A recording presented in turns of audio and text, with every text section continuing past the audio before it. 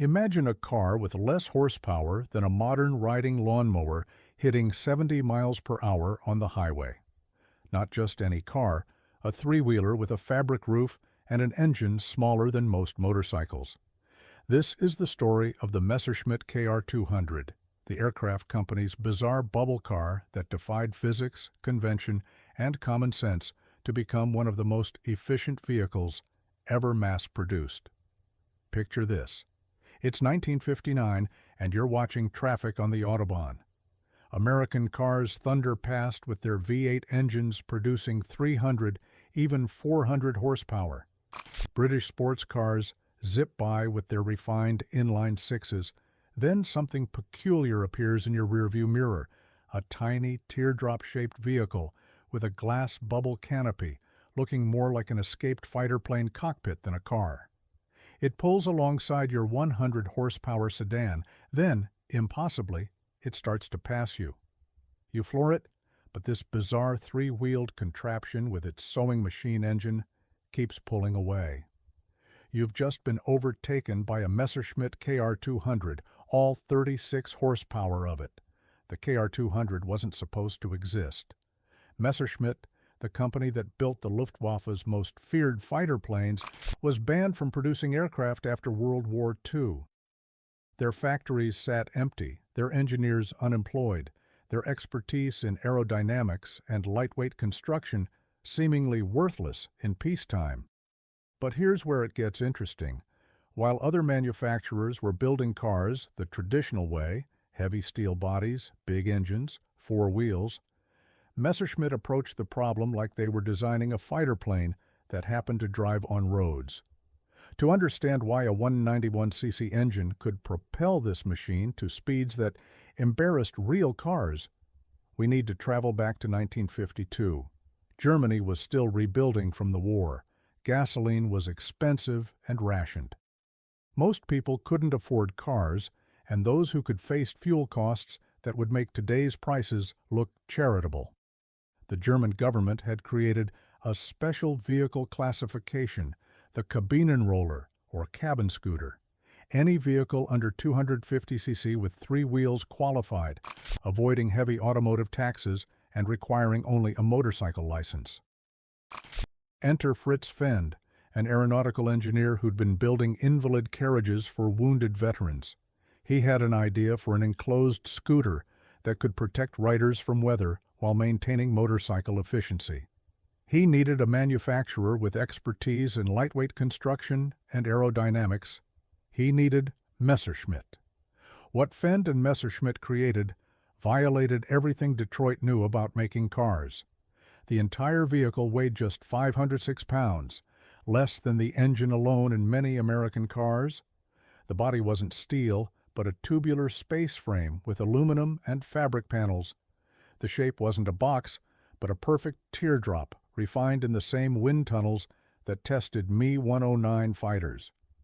The coefficient of drag was 0.35, better than most cars. Achieved today with computer modeling and decades of advancement. In 1959, when a Cadillac Eldorado had the aerodynamics of a barn door with a CD of 0.88, the KR200 was slicing through air like it was designed to fly. The engineering was revolutionary in its simplicity. The 191cc Fichtel and Sachs two-stroke engine sat behind the rear seat, directly driving the back wheels through a four-speed sequential gearbox. No differential, no drive shaft, no complex transmission. The engine produced 10 horsepower at 5,250 RPM. Wait, didn't I say 36 horsepower? That's the fascinating part. Messerschmitt rated their engines differently than everyone else, using a German taxation formula that calculated theoretical power. The actual output was 10 brake horsepower, but the efficiency of power delivery was unprecedented. The suspension came straight from aircraft landing gear, leading arm front suspension with rubber springs, swing axle rear. No heavy steel springs, no complex hydraulics. The steering used handlebars connected directly to the front wheel through a simple rack mechanism. Turn the bars, turn the wheel. The turning radius was 13 feet, tighter than a London taxi. You could literally pivot the car around its rear axle. But the real genius was the bodywork. That bubble canopy wasn't just for show. It was a plexiglass aircraft canopy hinged on the side that provided 360-degree visibility while adding almost no weight. The tandem seating arrangement, driver in front, passenger directly behind, like in a fighter plane, created the narrowest possible frontal area. Less area meant less air to push aside. The underbody was completely smooth, something mainstream manufacturers wouldn't attempt for decades. Let's talk about that reverse gear because it's the most insane engineering solution ever put into production. The KR200 didn't have a reverse gear in the traditional sense. Instead, you stopped the engine, turned the ignition key the opposite direction, and restarted the engine running backwards. The two-stroke engine ran just as happily in reverse, driving you backwards through all four gears. Yes, you could theoretically hit 70 miles per hour in reverse, though Messerschmitt strongly discouraged this. Riders quickly learned to park strategically. The numbers seem impossible even today. Fuel economy ranged from 70 to 85 miles per gallon, with some owners reporting over 90 in ideal conditions. The 4-gallon fuel tank provided 300 miles of range, better than many modern hybrids. Top speed was electronically limited to 70 miles per hour, but modified versions could exceed 80. The 0-30 mph time was respectable at 8 seconds, though 0-60 took a leisurely 36 seconds. But here's the thing. In city traffic, that quick initial acceleration was all you needed. Production began in 1955 at Messerschmitt's Regensburg factory, the same facility that built Me-109 fighters a decade earlier. The assembly line was unlike anything in automotive manufacturing. Workers trained in aircraft construction built each vehicle with the precision required for flight. Panel gaps were measured in millimeters. The tubular frame was welded with techniques developed for aircraft structures. Quality control standards came from aviation, not automotive practice. The KR200 faced skepticism from traditional auto manufacturers and media. How could this three-wheeled oddity be safe? How could 10 horsepower be sufficient? Who would buy something that looked like it escaped from a science fiction movie? BMW executives reportedly laughed when they first saw it, dismissing it as a toy. Volkswagen, riding high on Beetle sales, ignored it completely. The automotive press called it everything from a death trap to the future of transportation, often in the same review. But the public response told a different story. In 1956, the first full year of production, Messerschmitt built 6,643 units. By 1957, production exceeded 10,000 annually. Orders came from across Europe, with particularly strong sales in Switzerland, Sweden, and surprisingly, Britain. The total production run reached 40,246 units by 1964, with another 12,000 built under license in Spain by Pedro Luis Aymerich until 1969. The KR200 attracted an eclectic mix of buyers. Students loved the low purchase price, about 2,100 Deutsche Marks, roughly half the cost of a Volkswagen Beetle. Young professionals appreciated the fuel economy and ease of parking, but surprisingly, wealthy eccentrics became the car's most vocal advocates. Elvis Presley owned one during his army service in Germany. Swiss millionaire and car collector Fritz Schlumpf added several to his museum. Racing driver John Surtees used one as daily transportation between races. The engineering influenced far beyond sales numbers. The monocoque construction techniques pioneered in the KR200 appeared in the original Mini. The extreme lightweight philosophy influenced Colin Chapman's Lotus designs.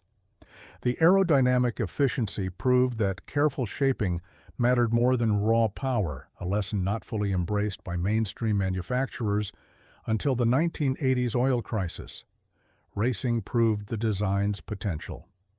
In 1957, a modified KR200 entered the prestigious Mille Miglia race. While it didn't win, it completed the 1,000-mile course, averaging over 40 km/h through Italian mountain passes while achieving 75 km/h. Custom versions with tuned engines producing 15 horsepower could exceed 85 km/h. One particularly bold owner fitted a 500cc motorcycle engine, creating a 100 mph three-wheeler that terrified everyone, including its creator. The KR200's classification as a motorcycle in many countries created interesting legal situations. In France, you could drive one at 14 with a moped license. In Sweden, it avoided luxury car taxes despite costing more than basic cars. In Britain, it qualified for reduced road tax and could use bus lanes in some cities. Insurance companies didn't know how to rate it. Was it a car, a motorcycle, or something entirely different? Safety was surprisingly good for the era, though different from conventional cars. The central driving position and tandem seating meant offset frontal impacts affected occupants less than in side-by-side seating. The low center of gravity made rollovers rare despite having three wheels. The biggest danger came from other drivers who couldn't judge the KR200's deceptive speed and acceleration. But the real revolution was in manufacturing efficiency. Messerschmitt could build a complete KR200 with less raw material than Detroit used for a single car door. The entire vehicle required 75 man-hours to assemble, compared to 150 for a Volkswagen Beetle. The factory could produce 50 units daily in a space that conventional manufacturers needed for 10. The cockpit deserved special attention. Sitting in a KR200 was unlike any automotive experience before or since. You entered through the side-hinged canopy, stepping over the low sill into an aircraft-style cockpit. The handlebars fell naturally to hand, connected to the front wheel with the directness of a go-kart. The instruments, speedometer, fuel gauge, warning lights, were mounted in a simple binnacle borrowed from Messerschmitt's aircraft parts bin. Forward visibility was unlimited through the wraparound plexiglass. You sat inches from the ground, feeling every nuance of speed. The driving experience was pure and immediate. No power steering to dilute feedback, no weight to mask the physics. Turn the handlebars, and the front wheel responded instantly. The two-stroke engine buzzed behind your head, its note rising and falling with throttle input like an angry hornet. Gear changes required careful timing. Lift throttle, pull the sequential lever, ease back onto power. Get it wrong, and the engine bogged or over-revved. Weather protection came from clever details. The fabric roof could be removed in seconds for open-air motoring. Side windows were simple sliding plexiglass panels. A basic heating system used engine cooling air, though heating was optimistic in winter. Rain visibility was excellent thanks to the steep windscreen angle, though the single wiper struggled in heavy downpours. But compared to a motorcycle, it was luxury.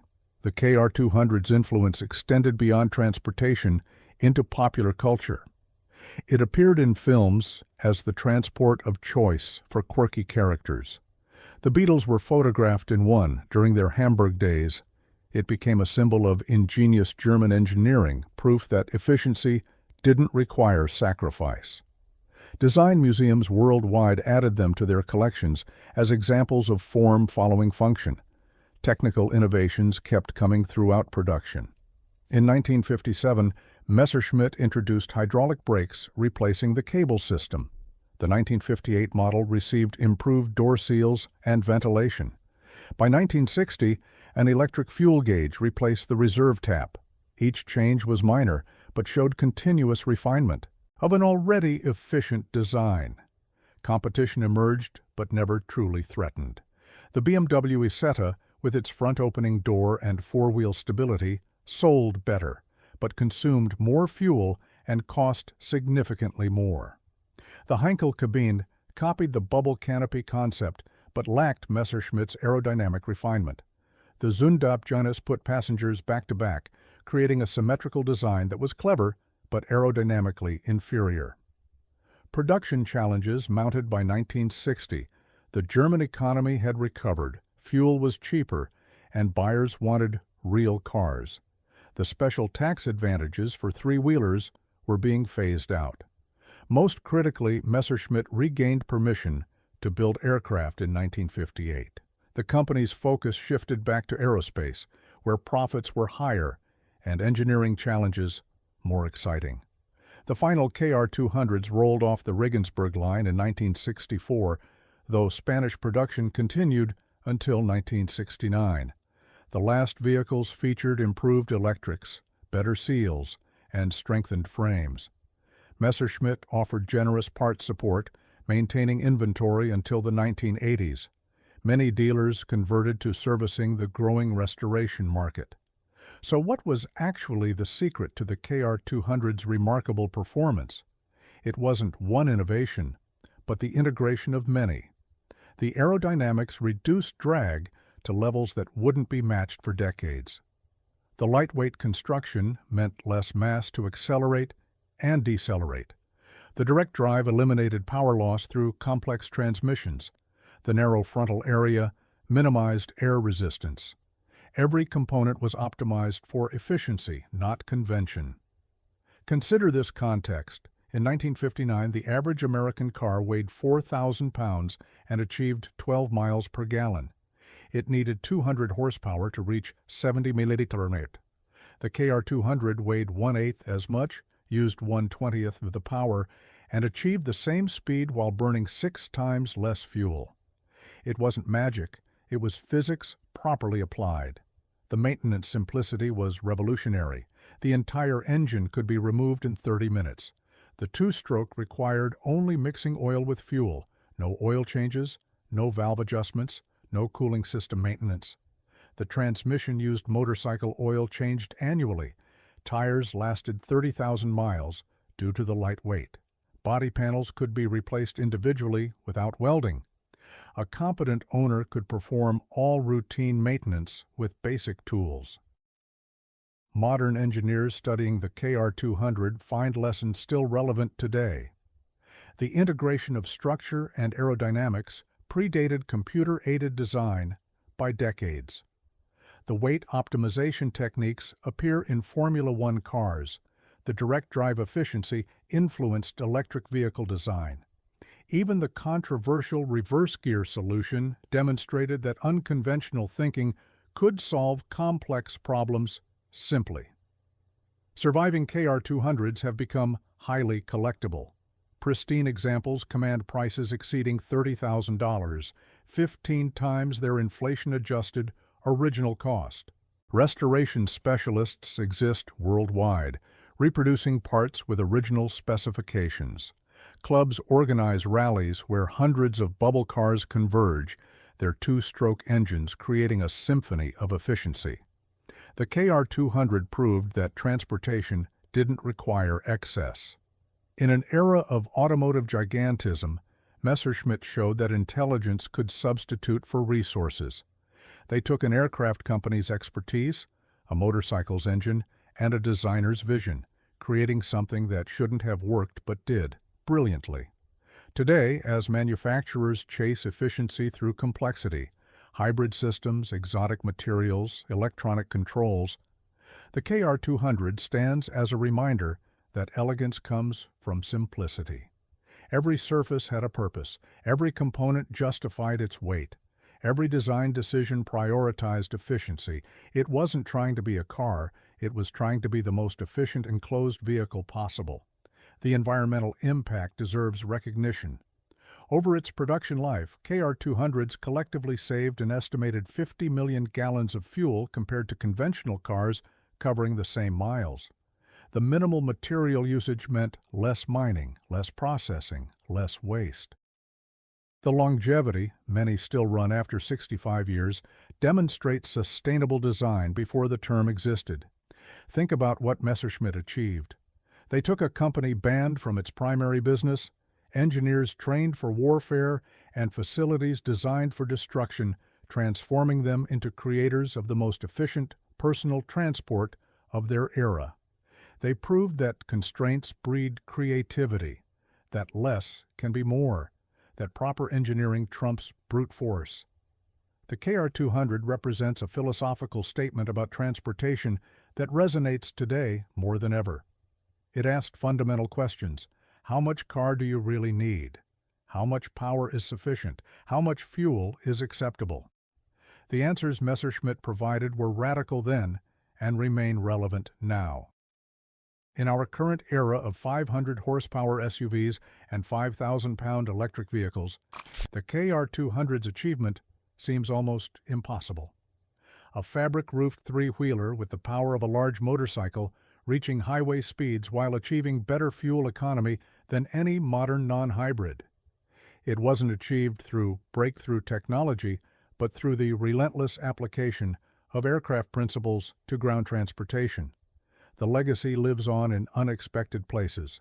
The Mercedes-Benz aerodynamics team keeps a KR200 in their facility as inspiration. Tesla engineers studied its lightweight construction techniques.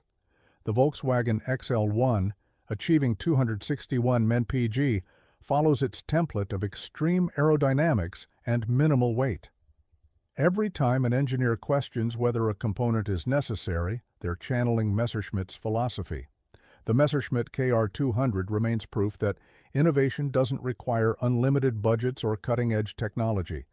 It requires clear thinking, willing compromise, and the courage to challenge conventions.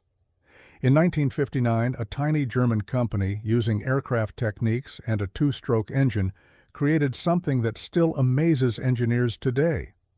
They showed that with proper design, 36 horsepower, by their optimistic measurement, 10 by everyone else's, was enough to humble cars with 10 times the power. What's the most efficient vehicle you've ever driven? Have you ever seen one of these remarkable machines in person? Let me know in the comments below, and don't forget to subscribe for more stories of engineering brilliance that change